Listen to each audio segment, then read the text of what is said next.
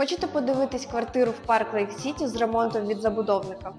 Квартира 92 метри квадратних. Давайте почнемо з майстер-бедрум. Хазяйська спальня, зона ТВ, ліжко. І давайте покажу гардеробну. Як завжди, в майстер-бедрум у нас є гардеробна і власний санвузол.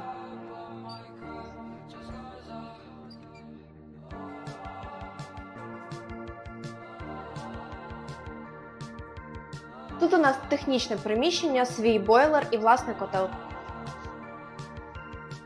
Далі в нас санвузол.